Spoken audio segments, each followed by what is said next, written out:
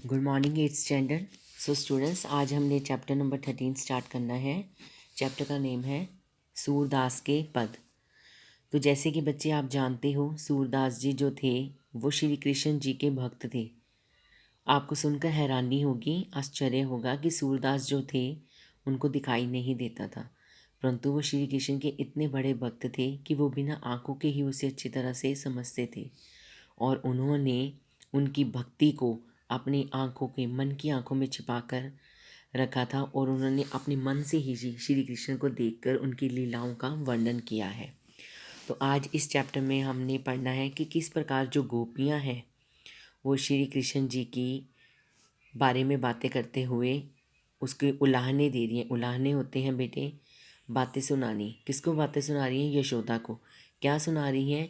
ये सुना रही हैं कि तुम्हारा जो बेटा है वो हमारे घरों में आकर चीज़ें चुराता है और बर्तन तोड़कर भाग जाता है।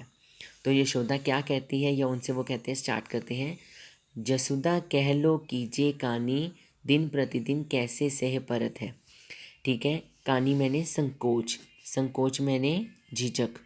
तो इसमें कवि कहते हैं कि जसोदा को उलाने देते हुए गोपियाँ कह रही हैं कि दिन प्रतिदिन कोई कैसे सह सकता है। सह सकना, सह सकना, क्या सह सकना? हानि, हानि मैंने नुकसान, दूध दही की हानि।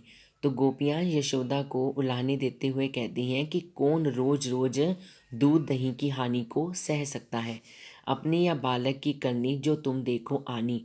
तुम अगर यहाँ पर आओ और खुद देखो कि तुम्हारे बालक ने क्या किया है, क्या वो करता है। गोरस खाई खवावे लरिकानी, लरिकानी मैंने दूसरे बच्चों को। तो इसमें वो कहती है कि किस प्रकार तुम्हारा बच्चा वो खुद भी दही खाता है मेरे घर में आकर चुराकर और दूसरे लड़कों को भी खिला देता है। भाजत भाजन बानी, भाजत मैंने तोड़ देता है। किसको? भाजत भाग जाता है और फिर भाजत मैंने तोड़ देता है, भाजन मैंने भागते हुए बर्तन को। तो भागते भागते वो बर्तन को जाकर तोड़ देता है जिससे मुझे कि बड़ा नुकसान होता है।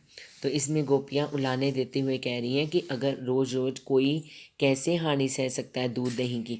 तुम्हारा बेटा खुद आता है मेरे घर में, साथ में अपने दोस्तों को भी लेके आता है और चोरी करके मेरी सारी दही चुरा कर खा जाता है और फिर जाते जाते जब मैं उसको पकड़ती हूँ तो मेरे बर्तन भी तोड़ जाता है। मैं अपने मंदिर के कोने राख्यो माखन छानी, कहती मैंने छान कर यानी कि अलग से रख कर ढक कर अपना जो माखन था उसे मंदिर के एक कोने में रख दिया था छुपा कर, ताकि तुम्हारे बेटे की उस पर नज़र ना पड़े।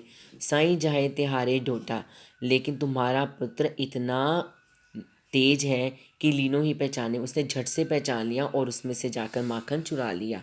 बूझ ग्वाले निज गृह में, और जब बूझते मैंने खोजते हुए जब मैं ग्वालिन उसके पास पहुंच गई जहाँ पर वो बैठा खा रहा था, आयु नेके ने शंका मानी। तो मैंने उसे बोला कि तुम्हें जरा सी भी शंका नहीं है जो तुम मेरे घर पर आकर ये माखन चुरा रहे हो। सूर श्याम ये उत्तर बनायो।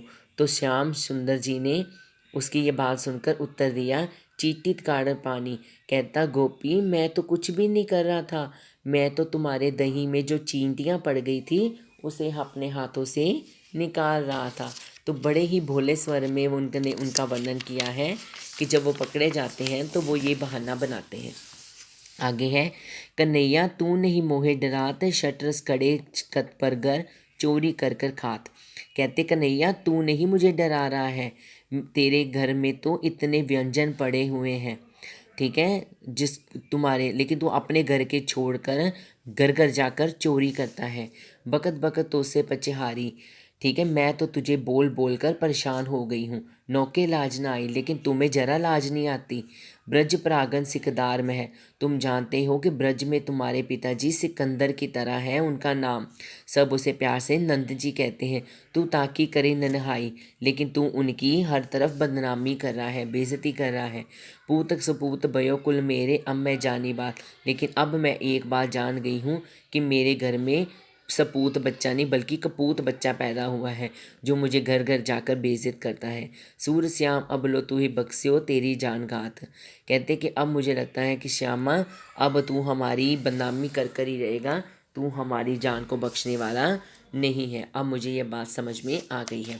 तो बेटे इस पाठ में हमने सीखा कि किस प्रकार सूरदास जी ने बताया है कि जब वो चोरी करने जाते थे माखन की तो किस प्रकार गोपियाँ उनको उलाहने देती थी। ठीक है, तो ये बेटे इसके मुश्किल शब्द हैं जो आपने यहीं से पढ़ लेने हैं अच्छी तरह से, और जो समझ में नहीं आएगा मुझसे पूछ सकते हो आप कभी भी। ये आपके छोटे क्वेश्चन हैं जो आपने फेयर कॉपी पर करने हैं, और ये बड़े क्वेश्चन आपने फेयर कॉपी पर करने हैं।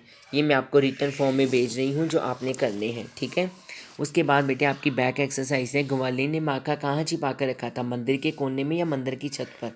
तो बेटे मंदिर के कोने में छिपाया था। ग्वालिन किसे उलाहना दे रही है, यशोदा की माँ को या कृष्ण को। तो यशोदा की माँ को। ग्वालिन को कृष्ण से क्या शिकायत है, माखन को ढूंढ लिया, माखन ढूंढ नहीं पाया, माखन को ढूंढ लिया।